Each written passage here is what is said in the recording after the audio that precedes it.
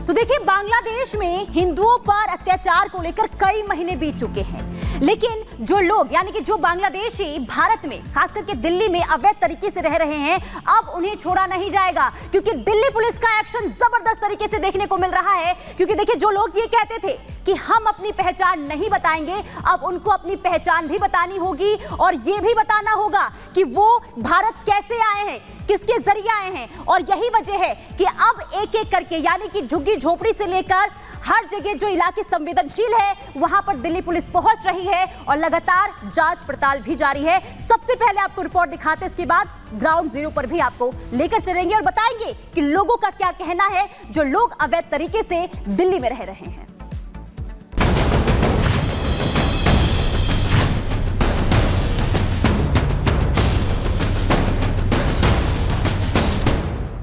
आपको याद होगा कि जब एनआरसी लाने का सरकार ने प्रस्ताव दिया था तो दिल्ली में नारे लगाए गए थे कि हम कागज नहीं दिखाएंगे। लेकिन दिल्ली में अब कागज की जांच पड़ताल शुरू हो गई है। दिल्ली पुलिस और एमसीडी ने अवैध रूप से दिल्ली में घुसे बैठे बांग्लादेशियों के खिलाफ छेड़ दिया है सबसे बड़ा ऑपरेशन, और ये ऑपरेशन है ऑपरेशन घुसपैठिया। दिल्ली में चाहे जो जितना बड़ा तुर्रम खां हो, उसे कागज तो दिखाने ही होंगे, पहचान भी बतानी होगी और ये भी बताना होगा कि आखिर कैसे वो बांग्लादेश से दिल्ली में घुसे और यहाँ रहने का उनका मकसद क्या है। दिल्ली का कालिंदी कुंज इलाका है, सीमापुरी इलाका है, जहांगीरपुरी इलाका है। इन इलाकों में दिल्ली पुलिस उन घरों में जा रही है जिन घरों पे पुलिस को संदेह है कि यहाँ पे जो है अवैध बांग्लादेशी रुके हुए हैं, उनके दस्तावेज चेक किए जा रहे हैं। दिल्ली पुलिस अब पता लगाने में जुटी है कि कौन बांग्लादेशी है, कौन रोहिंग्या, कौन यहाँ का है। ये कागज देखकर ही पता लगाया जा रहा है। पुलिस ने 175 लोगों की आइडेंटिटी जो है वो एक तरह से चेक की है और दस्तावेजों के आधार पे ही पुलिस जो है आगे की जांच कर रही है। और जो शख्स जो है दस्तावेजों के आधार पे बांग्लादेशी पाया जाता है या फिर अपने जो दस्तावेज है वो नहीं दिखा पाता, तो पुलिस उन लोगों को एक लिस्ट तैयार करती है। जो लिस्ट है FRRO को सौंपी जाती है। झुग्गी झुग्गी दिल्ली की गली गली जाकर अब बांग्लादेशियों की पहचान की जा रही है, वेरीफाई किया जा रहा है। तो वहीं जो बांग्लादेशी पुलिस के डर से छिप गए हैं, उनका पता लगाने के लिए अब सर्च ऑपरेशन चलाया जा रहा है। दिल्ली के शाहीन बाग और सीमापुरी इलाके में सबसे ज्यादा चेकिंग हो रही है, क्योंकि दोनों इलाकों को मुस्लिम मोहल्ला कहा जाता है, क्योंकि यहाँ मुस्लिम आबादी सबसे ज्यादा है।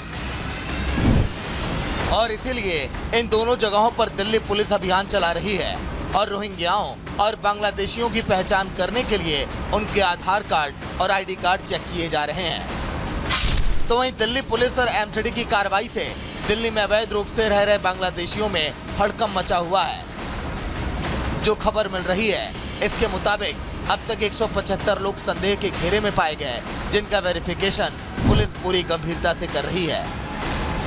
Bureau report, Republic Bharat. तो देखिए, अभी सवाल बड़ा है कि आखिर घुसपैठियों की पहचान कैसे की जा रही है। आधार कार्ड वेरीफाई किया जाएगा और किया भी जा रहा है। दूसरी बात देखिए, जहां से आधार कार्ड बनवाया है वहां पर भी जांच होगी, कहीं फर्जी तरीके से तो नहीं बनवा लिया। कौन से दस्तावेज लगाए गए हैं इसकी भी लगातार जांच पड़ताल की जा रही है। सभी डॉक्यूमेंट जो है FRRO ऑफिस भेजा जाएगा, इस तरह की तैयारी है। दिल्ली पुलिस डॉक्यूमेंट को क्रॉस वेरीफाई भी करेगी और साथ ही झुग्गी झोपड़ियों में जाकर पुलिस चेकिंग करेगी। साथ ही आपको बता दें कि अभी तक जांच में 175 व्यक्ति ऐसे हैं जो संदिग्ध पाए गए हैं और उनके खिलाफ जो है सख्त कार्रवाई की जाएगी। संदिग्ध व्यक्तियों को छोड़ा नहीं जाएगा और उन्हें राजधानी दिल्ली में रहने की भी इजाजत नहीं होगी, ये भी आपको बता दें। लेकिन ये आंकड़ा भी 175 का है। हमारे संवाददाता साहिल हमारे साथ जुड़ गए हैं राजधानी दिल्ली से। साहिल, देखिए, जिस तरीके से हम देख रहे हैं 175 संदिग्ध व्यक्ति पाए गए हैं, ये आंकड़ा आगे बढ़ भी सकता है। लेकिन ये बताइए कि किस तरीके से और लगातार कार्रवाई चल रही है, क्या क्या डॉक्यूमेंट्स वेरीफाई किए जा रहे हैं और क्या नई जानकारी मिल रही है।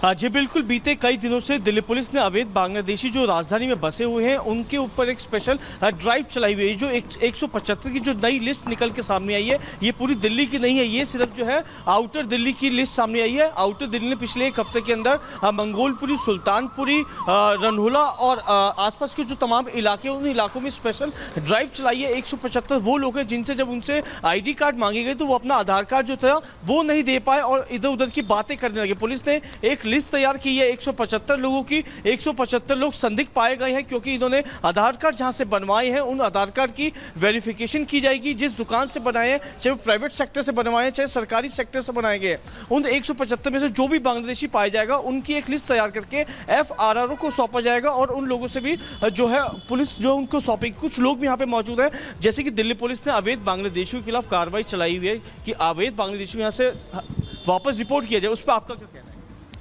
है? देखो, जो हो रहा है हमें तो पता नहीं, बाकी ये अगर गलत है तो गलत के लिए गलत करना चाहिए और सही है तो सही के लिए सही होना चाहिए। बाकी मर्जी है भाई, सरकार है, सरकार कुछ भी कर सकती है आज के टाइम में। क्योंकि दिल्ली में काफ़ी लोग जो है अवैध तरीके से रहते हैं बांग्लादेशी है, तो सही हो रही है कार्रवाई दिल्ली पुलिस की? देखो, अवैध क्या भाई, वो तो कब से आके बसे हुए हैं, तो अगर ऐसे लोगों को परेशान करके निकाला जाएगा तो वो तो गलत है। क्योंकि घर सबों के यहाँ पर है और कब से हैं कब से नहीं, ये किसी को पता थोड़ी है।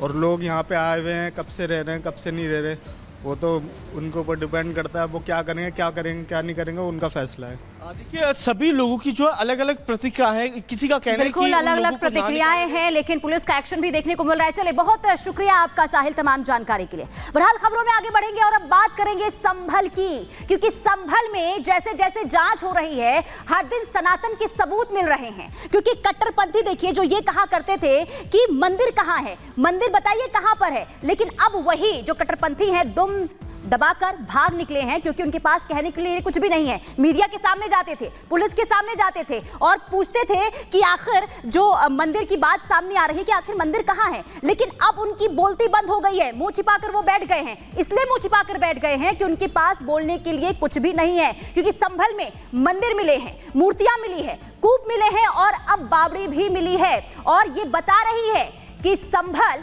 सनातन का एक प्रमुख केंद्र है। रिपोर्ट देखिए।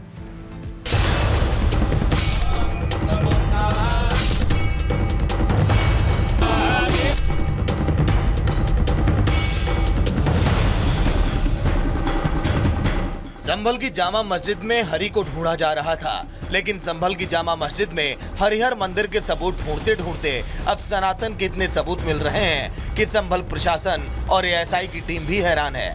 सर्वे टीम परेशान है इस बात से कि पहले तो संभल में कई सालों से बंद एक मंदिर मिला, फिर मूर्तियां, फिर कुएं और एक बावड़ी मिली। दरअसल शनिवार को संभल में जब एक खाली प्लॉट की खुदाई चल रही थी तब वहां एक बावड़ी मिली है। कई घंटों की खुदाई करने के बाद बावड़ी की दीवारें भी साफ साफ दिखने लगी। बताया जा रहा है कि जहां बावड़ी है वहां एक सुरंग और 4 कमरे हैं। चंदौसी का लक्ष्मणगंज इलाका है और तस्वीरें मैं आपको दिखा दूं कि जब कल यहाँ पर खुदाई का काम शुरू किया गया तो इस तरीके से सुरंग नुमा जो रास्ता है वो प्रशासन को नजर आया।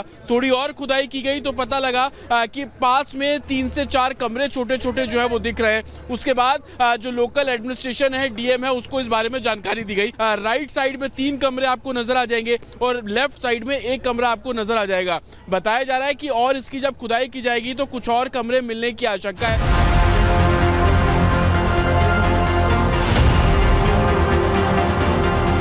शनिवार को अंधेरा होने की वजह से शाम को खुदाई बंद करनी पड़ी, लेकिन दावा किया जा रहा है कि अभी खुदाई में कई और रहस्यमयी चीजें मिल सकती हैं।